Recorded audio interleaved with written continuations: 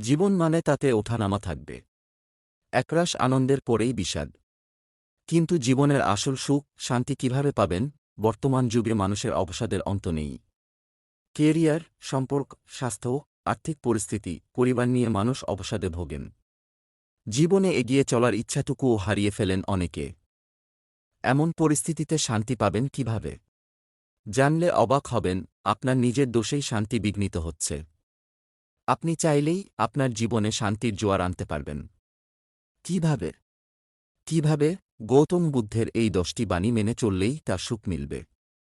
আসুন সে সম্পর্কে জেনে নেওয়া যাক। ১. যেটা আছে তার জন্য কৃতজ্ঞ থাকুন। আপনার যেটুকু আছে সেটাও অনেকের কাছে বিলাসিতা। তাই যা আছে তার কদর করুন।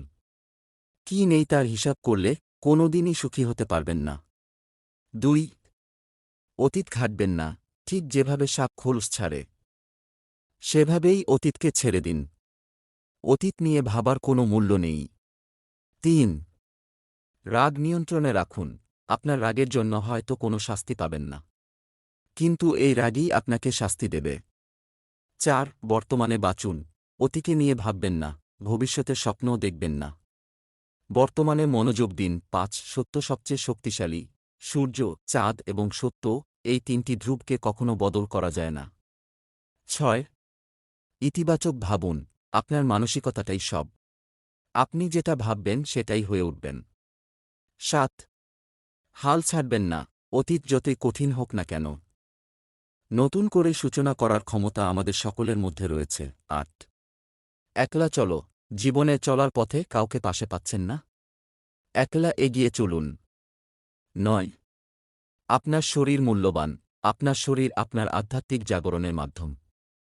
শরীরের যত্ন নিন। ১০. কঠোর শব্দ ব্যবহার করবেন না। আপনার শব্দ ছুরির মতো। বিনা রক্তপাতেই এটি কাউকে আঘাত দিতে পারে। তাই রাগ নিয়ন্ত্রণ করুন। কিছু বলার আগে তার ফলাফল ভেবে দেখুন। আজ এই পর্যন্ত। পরবর্তী ভিডিও দেখার জন্য অনুরোধ রইল। ধন্যবাদ।